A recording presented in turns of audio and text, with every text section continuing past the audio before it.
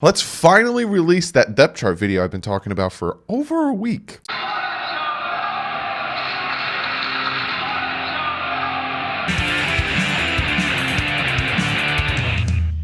What is up, Fin fans? Yes, I am finally releasing that depth chart 1.0 video that I've been talking about for a very, very, very long time. It's about a week. It's not very long. But, you know, the schedule came out and then other things started happening and then videos and pushing and so I had it made. It's just now it's going to be different because there's different things to talk about, different aspects. People got re-signed, all that stuff. So I was like, screw it. Just remake the whole thing and just, yeah. So here it is. It's now just preference. Just want to, before we get into this, the fat of the matter, before we get into the video, just preference. I do this at the beginning so people can read this or see this, because you don't read videos, you watch them. 1.0, it's the very first depth chart. I'm not really even considering the undrafted free agents. It's more of just what I see on the team, who I think the starters might be as of today. It could change. Training camp, people could play better than the others. Some of these guys like Kirk Merritt, Matt Cole can play better than other receivers, get pushed to starting position. This is just 1.0. This is just the beginning. This is just, you know, fresh eyes, what I see, what I think the starters will be, kind of give you a little bit of depth. I'm going to talk about it, break through each position, give you guys an understanding of where my thought process is on putting who, where, doing what. Before I jump into that, I told you guys I talk about the preseason schedule, because when I made my schedule video, they didn't really release the preseason. Preseason isn't all that important, especially the first game and the last game. Not really that important. No one gives a crap about the first game, and the last game is more who wants to make the team. But the Miami Dolphins preseason consists of at Atlanta, home for Philly, home for Detroit, at New Orleans. Now, throwing Detroit in there is different. It's home for Detroit, so, you know, we don't have to travel to Detroit.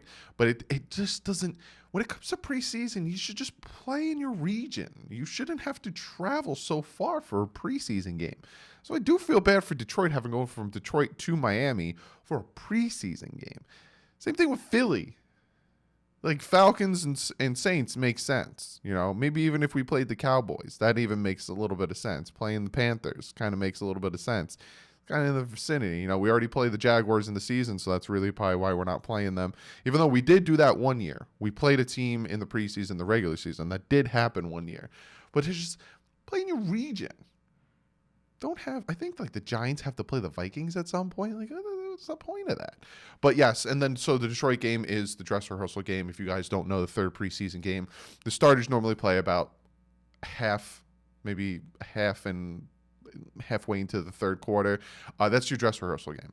That's the game that's important. That's the game you kind of get a feel for what your team is, get a feel for how they could do against another starting team versus just your own practice guys. So when I look at the preseason schedule, Falcons, Eagles, Detroit, Saints, you know, it's nice to go against Detroit, you know, Patricia versus Flores, you know, Patricia left, Flores took his spot, you know, all this stuff. It don't really matter to me. I just think it's weird that Detroit and the Eagles have to go all the way to Miami when they could have just played teams around them. Makes no sense to me. But that's the preseason schedule. Also, I'm going to be live Saturday at 1 p.m. Like I said, every other Saturday I go live. So just so you know, live 1 p.m. Saturday. And let's jump into the depth chart. So before we take a dump into the depth chart. What? Before we jump into the depth chart, let's reiterate again the undrafted rookies. Got Matt Cole, Kirk Merritt, wide receivers, tackles, Jonathan Hubbard, Nick Coltmeyer, center, Donnell Stanley, defensive tackles, Benito Jones, Ray Lima, linebacker, Kylan Johnson from Pitt, who's a new addition later on, wasn't talked about, defensive end, Deshaun Render, the guy that the Patriots liked a lot, and we stole him from him, and tight end used to be defensive end, Bryce Stirk. So those are the undrafted guys. You guys know who we drafted. You guys know the free agents we brought in. You guys know all that stuff. So I'm going to start with offensive line, wide receivers, tight ends, running backs, fullbacks, and then quarterback, and then Same thing with the defensive side. So we're going to start with offensive linemen. Now, my starting offensive lineman is going to be from left tackle to right tackle, Austin Jackson, Eric Flowers, Karras, Hunt, and Jesse Davis. Then their backups are going to be Davenport, Dieter, Sutherland, Calhoun, and Hubbard. Hubbard is an undrafted guy that I have being behind the right tackle. Now, looking at this offensive line, there's a ton of promise in this offensive line. Jackson and Hunt, I have them penciled in as starters. Flowers, Karras, and Davis, they are definitely going to be starters unless, now I say definitely, but then I'm going to contradict myself right now. Someone starts to play better than their counterpart. So say, Hunt doesn't play very great at right guard, but we know that Hubbard, the undrafted guy we brought in, starts to kill it at right tackle. They might take Jesse Davis, put him at right guard, have Hubbard start at right tackle, and then switch things around. Now, this is what I see as being like going into camp day one. This is your starting offensive line. Jackson, Flowers, Karras, Hunt, Davis. I will say this, looking at this offensive line, the left tackle position and the right guard position make me a little uneasy, but that is just where you come into having two rookies starting on your offensive line. But I will say this, Austin Jackson pick, I liked it, but I didn't like where it was picked. I like the guy. I like how young he is. He's 20 years old. He's raw talent. He needs some work, but when you watch this film, he does become very, aggressive, and he actually does win a lot of his points. But I will say this, if the Dolphins did decide, hey, he's kind of struggling in camp, let's bring in a vet left tackle, kind of help him through that, I wouldn't be against that. Like I talked about a ton of times on Twitter, Jason Peters is still out there. There's video of him out there doing his thing. He is 39, he is old, but give him like a $2 million contract, have him come in, help us this year at left tackle, help Austin Jackson become the left tackle he can become, and then put him at that spot. Now, you're probably asking me about Kinley, Solomon Kinley. I would have him, he's going to be another guy who compete, but I probably put him with Dieter. I think him and Dieter and him and Calhoun are going to be competing a lot for that backup position. Dieter kind of seems like the odd man out, even though he was a draft pick for us last year. Maybe even Calhoun. It might be Hunt and Kinley back-to-back there, but for now, I have Calhoun. He has more experience going behind Hunt, our second round pick. Now let's move on to wide receivers and tight ends. So with wide receivers and tight ends, I got my starting wide receivers as Devontae Parker, Albert Wilson, and Preston Williams. Albert Wilson just redid his contract to help us out, lost about $6 million. We actually gained $6 million cap space. He lost about $6 million on his contract. Behind them, I have Allen Hurns, Isaiah Ford, and Jakeem Grant. Now, yes, Kirk Merritt, Matt Cole could potentially show up and become fantastic and take Ford's spot, Hurns' spot, Albert Wilson's spot. Anything could happen. But this is as me looking at it right now, not, seeing how Matt Cole or Kirk Merritt or any of the other wide receivers will play or do against an NFL defense. This is my starters. I got Kirk Merritt. I got Devontae Parker, Albert Wilson, and Preston Williams as the starting three.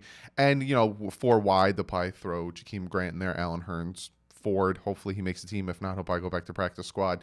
Have them go in different positions. Now, the tight end depth. Gesicki, Smythe, Roberts, and Mayrick. Yes, we have Bryce Stirk, the undrafted guy we brought in, but he's going from D end to tackles, tight end, so I don't know. I didn't really throw him on there. I do not like the depth at tight end. Besides Gesicki, who I love Gesicki. Gesicki's the starter. He's proven to be the starter. He started killing it the second half of the season last year. I don't like anyone behind him, really. Durham Smythe, great run blocking tight end. Isn't that dynamic in the passing game? He can slip out and, get us a few yards, but other than that, he's not too dynamic. You got Roberts, who hasn't played football in about a year and a half. They tried to trade him. He failed his physical. That didn't pan through. Tried to sign with the Patriots in the 2019 offseason. Failed his physical, didn't play all 2019. Dolphins bring him in this year. He's a tryout guy. None of his money's guaranteed. We'll see about that. And Mayrick, been on the team, not too dynamic. So besides Gesicki, I don't like our tight end depth at all. So we'll see how that pans out. That's why if you guys notice during my draft process, I named about 6 positions I'd like the Dolphins to address. Tight end was one of them. This is why. We'll see what Chan Gailey's offense brings if they really ever do run a 2 tight end set, but I'm not very happy with the tight end depth besides Gesicki. I think Gesicki's the only good tight end we have right now. Let's move on to running backs and fullbacks. There's a ton of running backs on this team. You got Howard, Breida. You guys say I say his name wrong, but honestly, who cares? Ballage, Laird, and Gaskins. Now, with Ballage, we got to see what he can do. We got to see if he can produce like he did.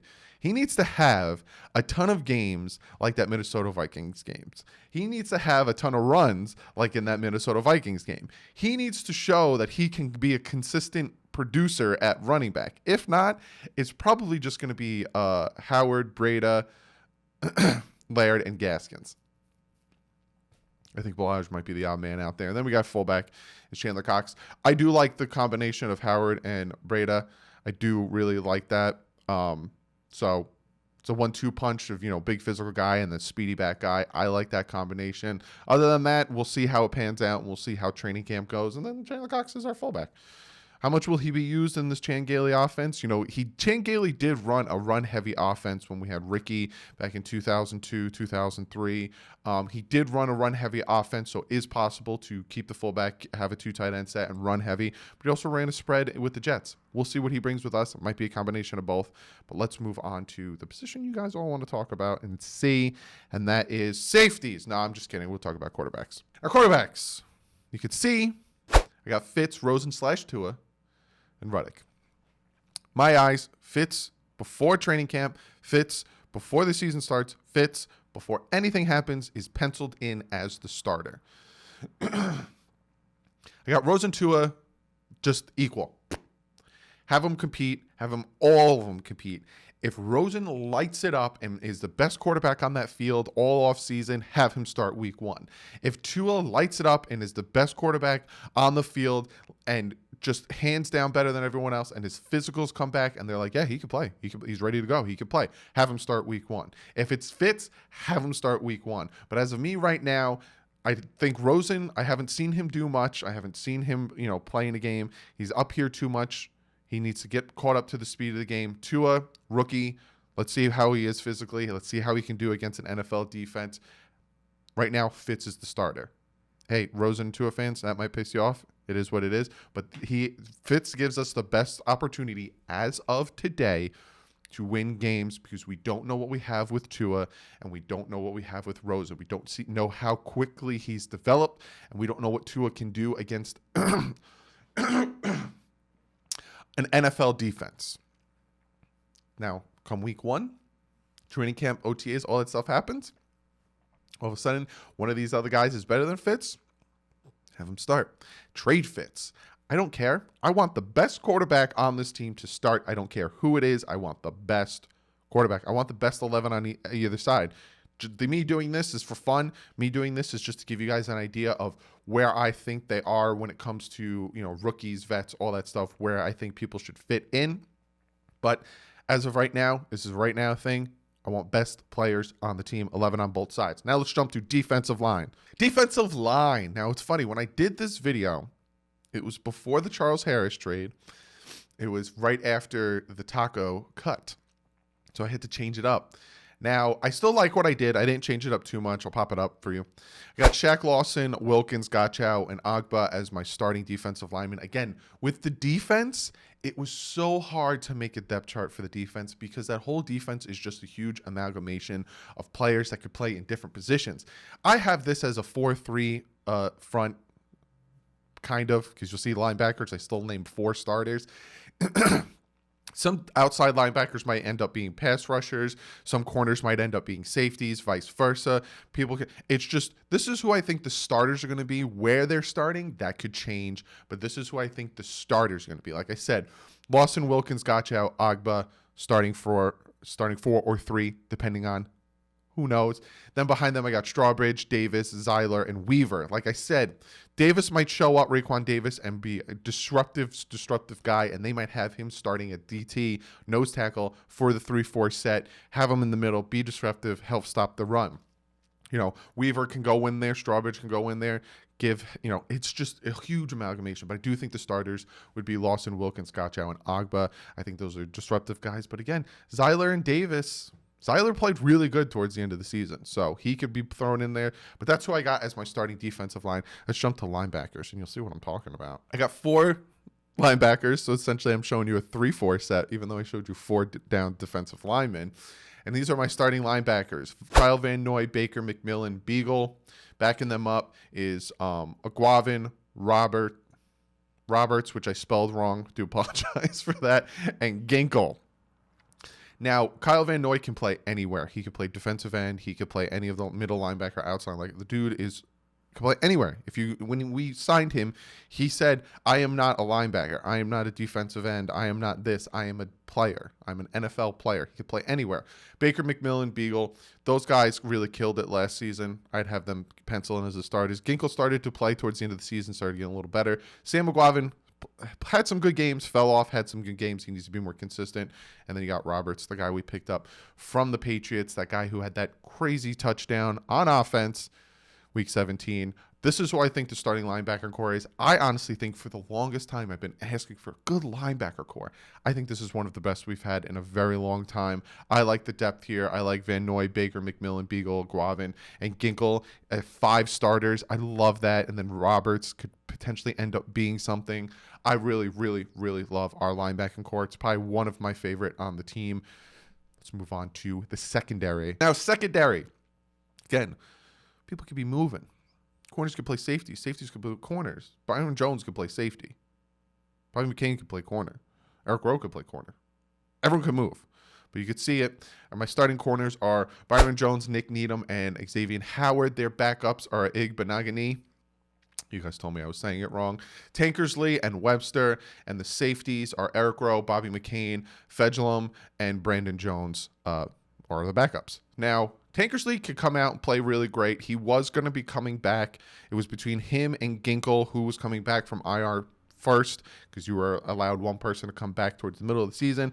It was between Ginkle and Tankersley. They decided to go with Ginkle. So Tankersley can show he's healthy and beat out Nick Needham for that slot corner position. Like I said, Igbenogany drafted him. He also could be ending up being that corner slot position. A lot of these guys are move around guys. So this depth is very, like I said, was very hard, the whole defense. But you could see who I think the starters would be in a normal set, like a 3-4, 4-3, 5-2 set, is Jones, Howard, Rowe, and McCain. I don't know. They might take McCain and put him back at slot corner. We don't know. But as of right now, this is what I think. So that's my depth chart. You guys get an understanding of where I like certain players as of today, 1.0. There's a reason it says 1.0. As of today, this is who I like, where I like them. But yeah, be sure to comment below. Let me know what you think. Let me know who would you take out and move in my depth chart. I don't know if you'd be able to give me a full depth chart. I don't know if I'd have the time really to read a full depth chart. But be sure to comment below. Let me know. Give me your depth chart. I'll do my best to read them. If you guys notice, I try to read every comment. Let me know. Who would you take out and put pencil in somewhere? But also take into consideration, it's my first depth chart. Things are going to change, and especially on defense. Things move around a lot. So comment below, and I'm going to get to one of you guys' comments of the day. Now, this comment comes from Twitter, and this comment I thought was interesting, so I thought I would do this on a video. Now, this comment comes from Eps123. And he essentially told me that there's a trend going on Twitter where NFL fans and NFL Twitter, like guys like me who have YouTube channels and Twitter and a Twitter following and all that stuff, are doing a list on Twitter. And I thought I would do it here instead of on Twitter. And essentially, you're naming your most overrated, most underrated, your best player, your key new addition, your could surprise you, a player that could take a leap, and your prove it year player. So essentially, it's a list. I'm going to go down the list. I'm going to tell you who I think. I also want you guys to comment below. Let me know your list. I expect you to disagree. This is all opinion based, but let's jump into it. So my most overrated player. I thought this was very hard because a lot of players I don't think they're overrated. I don't think a lot of people think we have good players. I don't think that anyone really thinks that we are anything to be overrated with. And I like a lot of our players, but if I had to pick one player that I think was overrated, it would probably be Jakeem Grant. I like Jakeem Grant. I think Jakeem Grant can be the next Henry Ruggs for Tua. You know, he has that same size, that same speed, that same running, all that stuff. But he can't stay healthy. And all he really has for him is that crazy speed and the toughness. We re-signed him a little too soon, in my opinion. Yes, the contract is a very friendly contract. We can cut him after this season and not pay him a penny. So it's a really good, friendly contract. I think they gave him a little bit too soon. But I think if I had to pick someone that is a little overrated, I would have to say Jakeem Grant. He's a little overrated. A lot of people like him. A lot of people want him to stay, which I think he will. Like I said, don't be surprised if him and Tua start playing together and he's the Henry Ruggs to Tua's, you know. But I do think a little overrated. His speed and stuff makes him a little overrated, in my opinion. But again, this was a hard one, overrated. I don't think anyone really on this team is overrated. Most underrated, Jerome Baker. Now, yes, people talk about Jerome Baker, but I don't hear him being talked about that much. I honestly think it was between Jerome Baker and Jesse Davis. A lot of people don't like Jesse Davis from what I'm reading on Twitter and in the comment section and on Facebook. You'd be surprised how well he played the second half of the season, how he was one of the anchors. So don't be surprised. You know, I was going to put Jesse Davis there, but I think Jerome Baker led the team in tackles, was very disruptive, speedy guy, plays sideline to sideline. No one really talks about him. So I'm going to put Jerome Baker as my most underrated player. My best player on the team, I think, is Byron Jones. A lot of people like to look at that signing and say, wow, we overpaid for him. He has only like 3 interceptions. Wow, this is stupid. No, there's a reason he only has 3 interceptions. 1, he smacks the ball down a lot. 2, he doesn't get thrown out a lot because he's just a ridiculously good corner. So I would say Byron Jones is our best player. Key new addition, I have Kyle Van Noy. Kyle Van Noy can play all positions. Kyle Van Noy is a tackling machine. Kyle Van Noy is a pressure machine. He helps stop the run. He helps set the edge. I like Kyle Van Noy signing. I always liked it. I kind of always wanted the Dolphins to go for him, and I really love that move. And I think he is a very key new addition. A lot of people probably want me to put Tua. Yes, obviously, you know, Tua, quarterback, hopefully quarterback of the future, key new addition. But when it comes to right now, who can impact the game right now for the Dolphins, I think it's Kyle Van Noy. Could be a surprise. Zach Seiler. I honestly think he, like I said, when we picked him up off the Ravens practice squad and he played in that Giants game, which I was at, super disruptive, can become something great, especially putting more defensive players, defensive tackles around him, defensive ends. He won't get double teamed. You'll notice that. If a player starts to have a hot game, what the opposing team does is just double team him. Hey, Gotcha's having a hot game. Double team him. Wilkins is actually being a little disruptive. Double team him. Zeiler's doing something. Double team him. And then all of a sudden, you get shut down because no one else is doing anything. I think now that we have the addition of Lawson, Agba, you know, Raekwon Davis, Weaver, Strawbridge, it's going to really help these guys start to get one-on-one blocks and start shedding them and getting sacks and tackles for loss. Takes a leap. Now, this player is going to take a huge leap this year and become, you know, even more productive or more productive than he was last year. I got Christian Wilkins. Like I said with Zeiler, he's finally got people around him that he's not going to be the focal point. So he can actually start to, you know, use his strength, and it's his second year. He now knows what he's going up against. I got Christian Wilkins and my prove it year.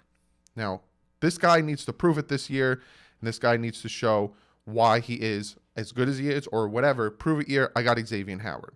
Xavier Howard, when he's on the field, is the best cornerback in the league, one of the best cornerbacks in the league. He needs to stay on the field. He needs to get himself healthy. He needs to pull a Devontae Parker and show I can play a full year. And then when I play a full year, I'm going to have 10 interceptions. He needs to stay healthy. He needs to prove it this year that he can stay healthy. He's going to get cut or traded because after this year, he's only got 1 year with a ton of guaranteed money. Then that's it. So he could be traded to a team that needs a cornerback. You have him for 1 year with a ton of guaranteed money. Then you can move on from him. So this is the year he needs to prove he could stay healthy. He's got a ton of time to get healthy, needs to prove it. But Epps, 1, 2, 3. Thank you for showing me this. Thank you for bringing it to my attention. But like I said, be sure to comment below. I want to know your list. I want to know your depth chart. I want to know all your stuff. Also, be sure to follow me on Twitter and Instagram. On Twitter, I can do things more quicker, get information out more quicker. I can come on here and start doing stories, which you could see on your mobile device. You could scroll down, you could see my icon. I started doing stories because I was allowed to, breaking 10K. I actually just broke 12K. Thank you guys so much for that. I really do appreciate that. But like I said, be sure to follow me on Twitter. Be sure to check out the Bit Boys on my second channel. I haven't posted on my second channel. I've been super lazy, and I'm going to do that. I got to stop being lazy and do more than just this, even though this is my baby. This is my baby that's growing.